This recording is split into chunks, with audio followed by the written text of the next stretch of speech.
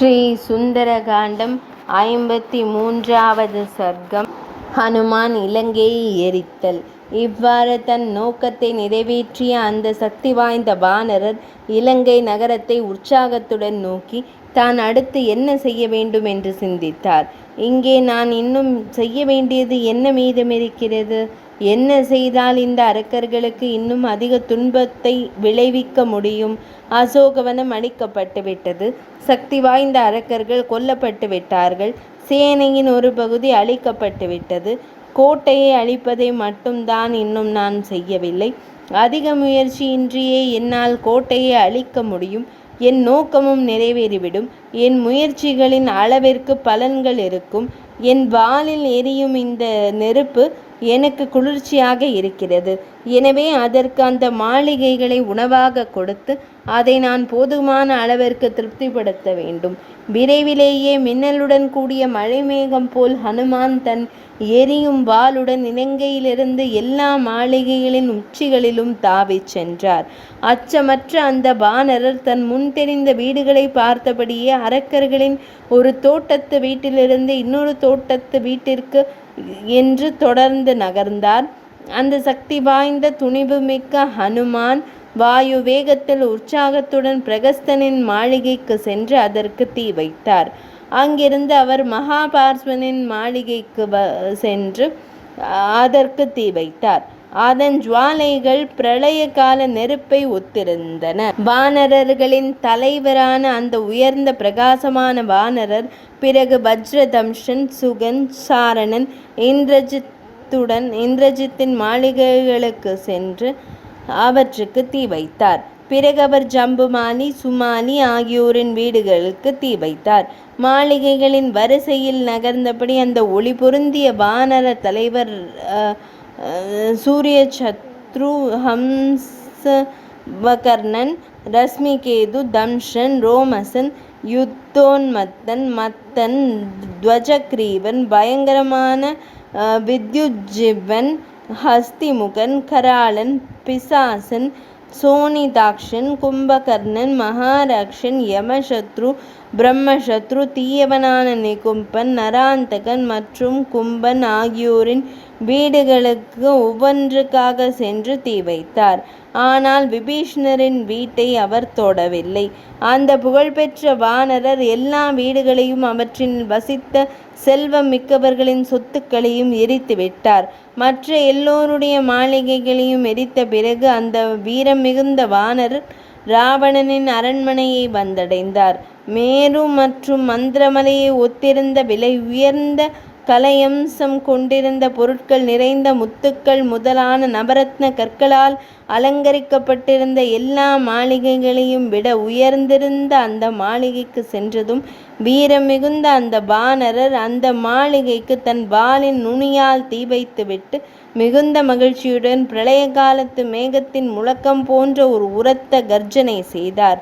தீயின் ஜுவாலைகள் பிரளய கால நெருப்பின் ஜுவாலைகளைப் போல் எழும்பத் தொடங்கின. சாதகமாக வீசிய காற்றினால் விசிறப்பட்டு அந்த தீ இன்னும் பெரிதாகவும் சக்தி வாய்ந்ததாகவும் ஆகியது. தீயை அந்த பெரிய மாளிகைகளிலிருந்து அவற்றை சுற்றியிருந்த இடங்களுக்கு காற்று பரப்பியது. காற்றினால் நெருப்பு அதிக உயரமாக எரிந்தது. தங்க தகடுகள் பதிக்கப்பட்ட ஜன்னல்கள், முத்துக்கள் கோர்க்கப்பட்ட அலங்காரங்கள், விலை உயர்ந்த உபயோகப் பொருட்கள் ஆகியவற்றுடன் கூடிய அந்த மாளிகைகள் நெருப்பின் செயலால் சாம்பலாகின. சித்தர்களின் புண்ணியம் தீர்ந்ததும் அவர்களுடைய மாளிகைகள் விண்ணிலிருந்து கீழே விழுவது போல் இலங்கையின் அந்த 7 அடுக்கு மாளிகைகள் தரையில் விழுந்தன. அரக்கர்கள் தங்கள் வீடுகளை காப்பாற்ற ஓடினர். தங்கள் வீரமெல்லாம் அடக்கப்பட்ட நிலையில் அவர்கள், ஐயோ, அக்னி தேவன் தான் இங்கே குரங்கு வடிவில் வந்திருக்கிறார் என்று கூவினர். இது போன்ற பல குரல்கள் அந்த இடத்தை நிரப்பின.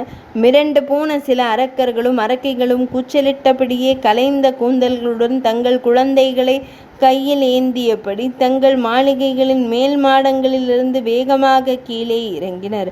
மேலிருந்து கீழே வந்தவர்கள் மேகங்களிலிருந்து கீழிறங்கும் மின்னல் போல் ஜொலித்தனர். வைரங்கள், முத்துக்கள், வைடூரியங்கள், பவளங்கள், வெள்ளி ஆகியவற்றால் அமைக்கப்பட்ட மாளிகைகள் உருகுவதை ஹனுமான் பார்த்தார். புல், மரக்கட்டைகள் ஆகியவற்றால் நெருப்பு திருப்தி அடைவதில்லை. அதுபோல் ஹனுமானும் சில அரக்கர்களை அழிப்பதால் மட்டும் திருப்தி அடையவில்லை. ஹனுமானால் கொல்லப்பட்டு தன் மேற்பரப்பில் கிடத்தப்பட்ட அரக்கர்களால் பூமியும் திருப்தி அடையவில்லை. நெருப்பின் ஜுவாலைகள் சில இடங்களில் கிம்சுக பூக்கள் போலவும், சில இடங்களில் சால்மலி பூக்கள் போலவும், சில இடங்களில் குங்கும பூக்கள் போலவும் ஒளிவிட்டன.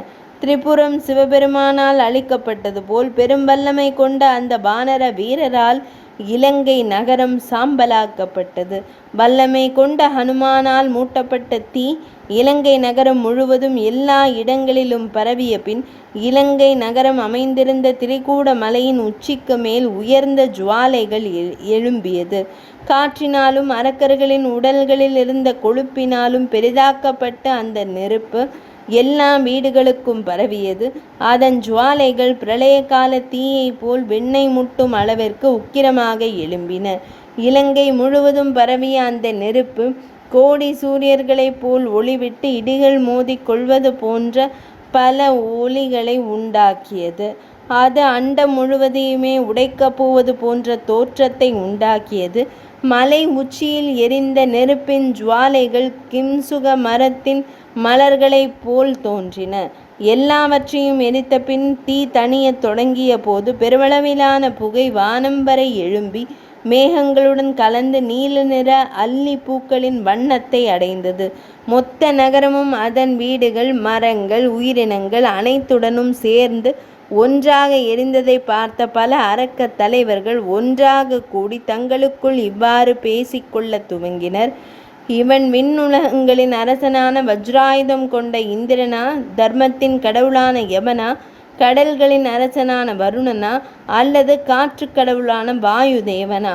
ஒருவேளை இவன் ருத்ரனாகவோ, அக்னி தேவனாகவோ, சூரிய கடவுளாகவோ, குபேரனாகவோ, சந்திரனாகவோ இருப்பானோ?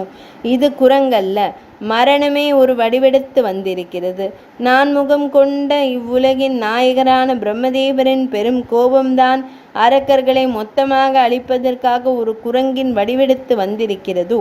அல்லது சர்வ வல்லமை கொண்ட அளவிட முடியாத, மனதால் உணர முடியாத, ஈடு இணையற்ற விஷ்ணுவின் சக்திதான் மாயையினால் குரங்கு வடிவம் எடுத்து வந்திருக்கிறதோ? அந்த இலங்கை நகரிலிருந்த அரக்கர்கள், குதிரைகள், யானைகள், பறவைகள், மிருகங்கள், மரங்கள் ஆகியோர் எரித்து சாம்பலாக்கப்பட்ட போது அவர்களுடைய உரத்த பரிதாபமான ஓலங்கள் கேட்டன. அப்பா, மகனே, பிரபு, நண்பனே, ஐயோ என்ன பரிதாபம்! நாம் வாழ்ந்து வந்த வசதியான மகிழ்ச்சியான வாழ்க்கைக்கு என்ன ஆயிற்று? அரக்கர்களிடமிருந்து வந்த இது போன்ற உரத்த அச்சம் மிகுந்த ஓலங்கள் வான்வெளியை நிரப்பின. ஹனுமானின் கோபத்தால் அந்த இலங்கை நகரம் எங்கும் தீ பரவிய நிலையில் அதன் வீரர்கள் அனைவரும் கொல்லப்பட்டு அதன் சேனைகள் தூள் தூளாக்கப்பட்டு சாபத்தினால் அழிக்கப்பட்ட ஒரு நகரம் போல் தோற்றமளித்தது. அரக்கர்களால் நிறைந்திருந்த அந்த இலங்கை நகரத்தை இத்தகைய துயரமான நிலையில் அந்த உயர்ந்த வானர வீரனான ஹனுமான் பார்த்தார்.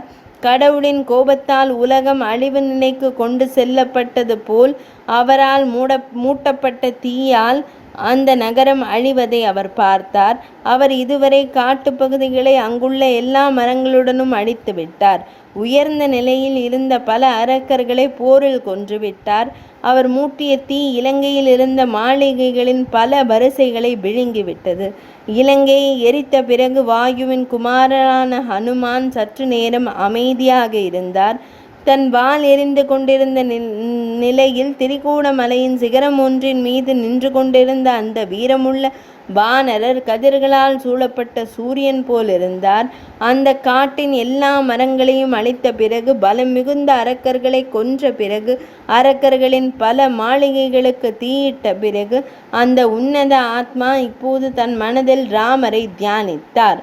அப்போது வானரர்களுக்குள் சிறந்த வீரரும் அளவற்ற வல்லமை கொண்டவரும் காற்றை போல் வேகம் கொண்டவரும் புத்தி கூர்மை கொண்டவருமான அந்த ஹனுமானின் புகழை தேவர்கள் பாடத் தொடங்கினர்.